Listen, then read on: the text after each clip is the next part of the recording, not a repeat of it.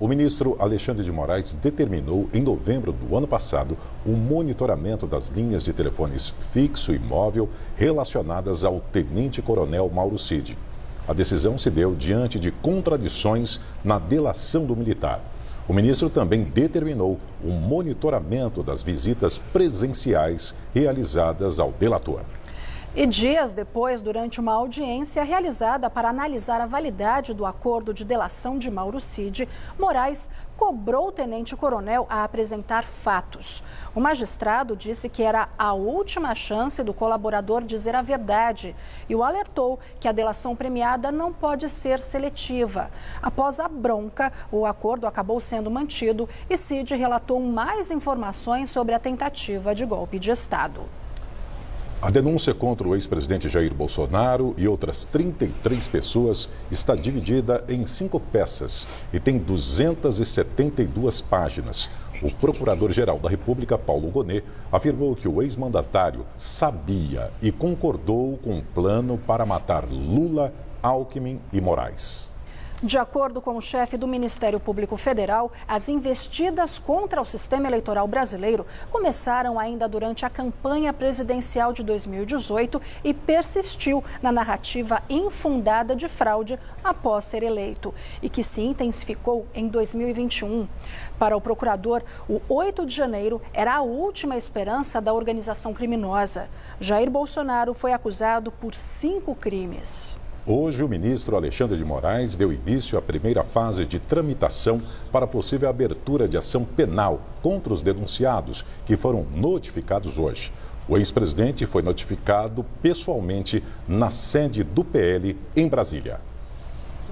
O ministro Alexandre de Moraes abriu prazo de 15 dias para que os 34 denunciados ontem pela Procuradoria-Geral da República apresentem suas defesas por escrito. Em caso de contestação a trechos da denúncia por tentativa de golpe, a PGR terá 5 dias para responder aos questionamentos. Após este prazo, Moraes vai avaliar a acusação e os argumentos da defesa. Só depois ele libera o caso para ser julgado na primeira turma do Supremo. Não há prazo para essa análise. Caberá ao presidente do colegiado, ministro Cristiano Zanin, pautar a matéria para julgamento. O colegiado tem 5 ministros. Além do próprio Alexandre de Moraes, relator do caso, e de Zanin, a primeira turma ainda é formada pela ministra Carmen Lúcia, Luiz Fux e Flávio Dino. Se a maioria aceitar a denúncia, ou seja, 3 dos 5, tem início um processo criminal contra os acusados, que se tornam formalmente réus. Nesse momento se dá início à instrução processual, quando serão ouvidos os acusados, as testemunhas, além da produção de provas, tanto da defesa quanto da acusação. Quando tudo isso for concluído, são feitas as alegações finais da acusação e da defesa para que, aí sim, a primeira turma possa decidir se condena ou não os acusados. Se a denúncia for recusada, a matéria é arquivada. A primeira turma do STF, a começar pelo ministro Alexandre de Moraes,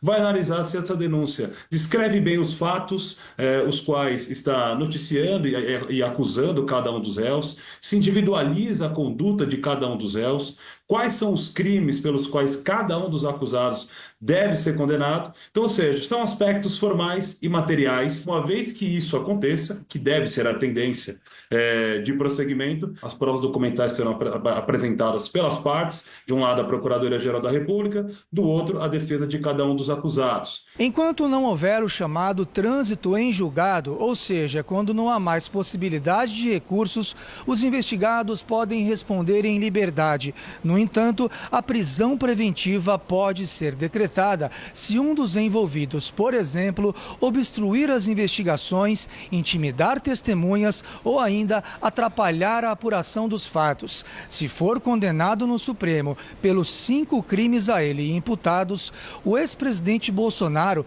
pode pegar uma pena que pode passar dos 30 anos de prisão.